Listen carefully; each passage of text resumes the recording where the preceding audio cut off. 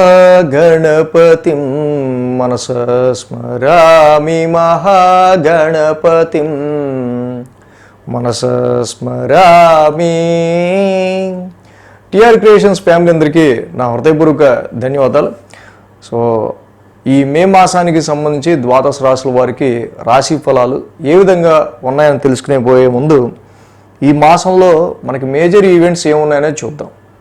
So మే మాసంలో మనకి మేజర్గా ఏ పండగలు కానీ ఈవెంట్స్ కానీ లేవు. ఒక్క మాస శివరాత్రి 6వ తారీఖు మాత్రం మనకి మాస శివరాత్రి ఉంది.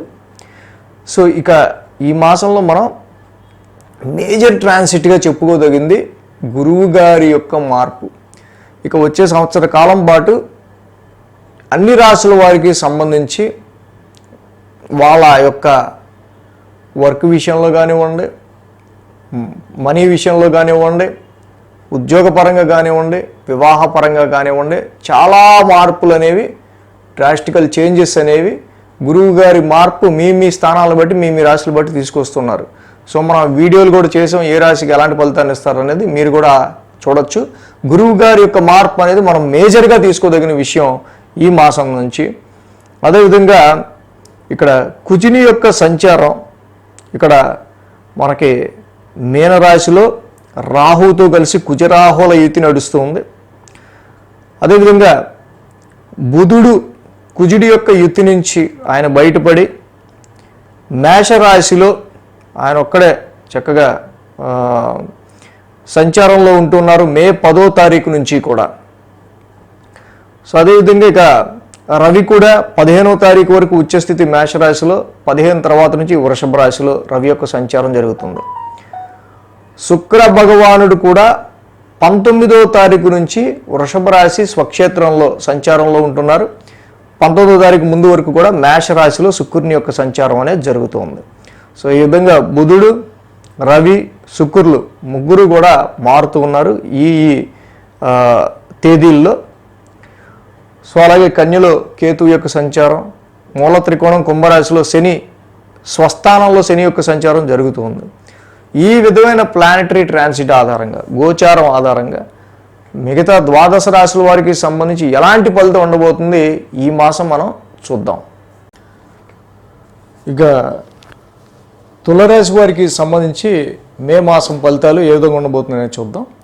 ఈ రాశికి యోగిస్తున్న గ్రహాల విషయానికి వస్తే షష్టమంలో ఉన్న కుజుడు, షష్టమంలో ఉన్న రాహువు, అలాగే అష్టమంలో శుక్రుని యొక్క సంచారం, 3 గ్రహాల యొక్క అనుకూలత ఈ రాశి వారికి మేజర్గా మనకు కనిపిస్తుంది.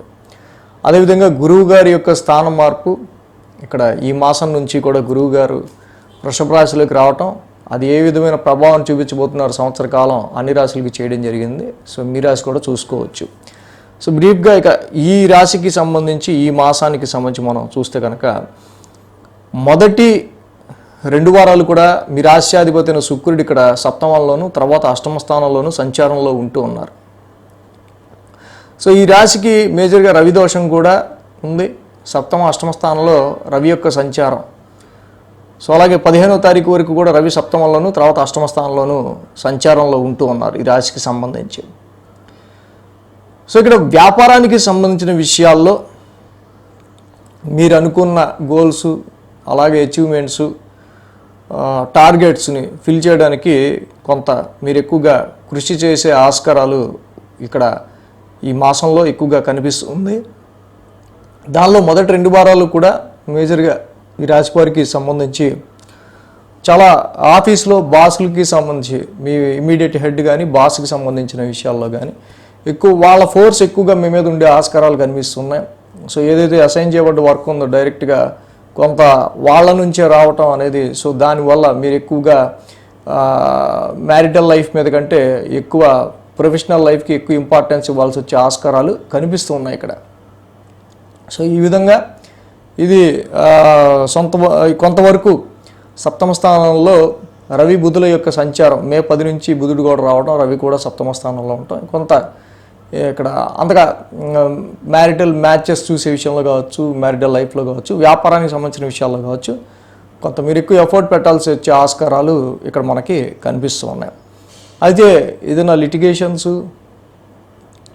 అప్పులు ఆ అప్పులు తీసుకుని ఇవ్వని వాళ్ళకి సంబంధించి, సో అప్పును రాబట్టే విషయంలో కానీ, శత్రువు పైన విజయం సాధించే విషయంలో కానీ, మీ కాంపిటీటర్స్ని డిఫీట్ చేసే విషయంలో కానీ, ఆరోగ్య సమస్యలను వృద్ధి చెందే విషయంలో కానీ, సో వీటన్నిటిలో కూడా మంచి అనుకూలమైన ఫలితాలు తులారాశి వాళ్ళకి కనిపిస్తున్నాయి.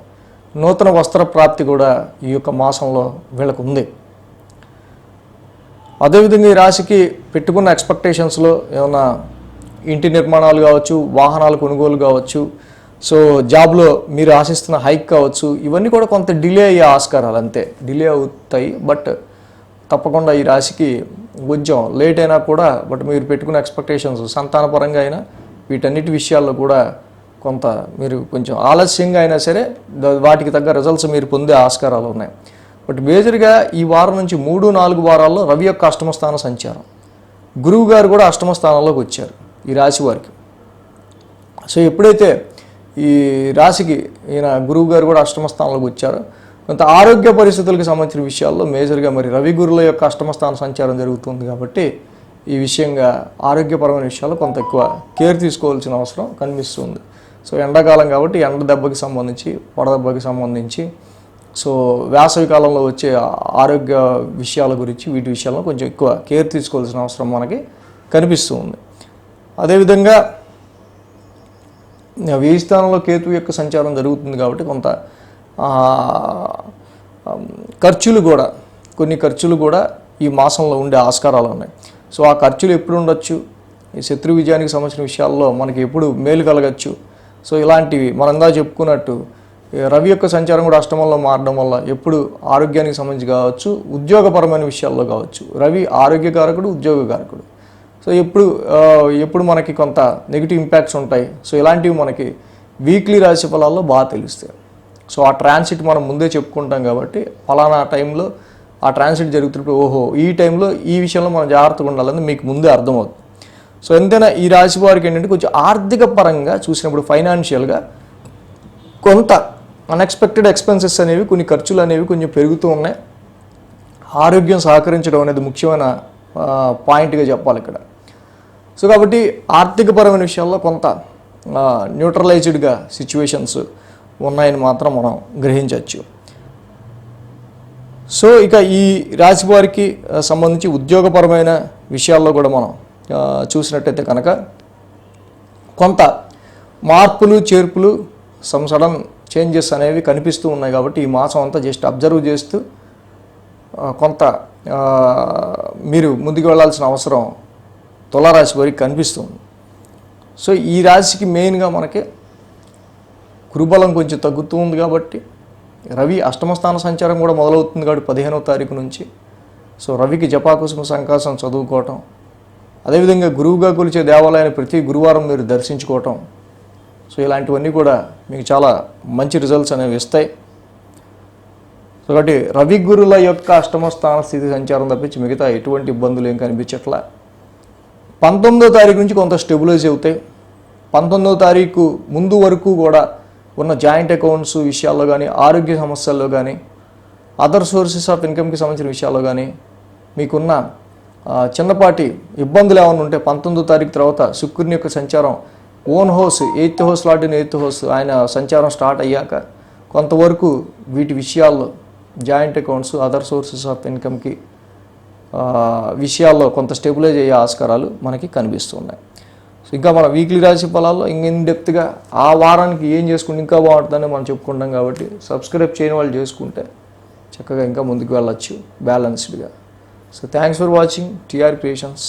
ధన్యవాదాలు. ఈ వీడియో కనుక మీకు నచ్చినట్లయితే లైక్ చేయండి, షేర్ చేయండి.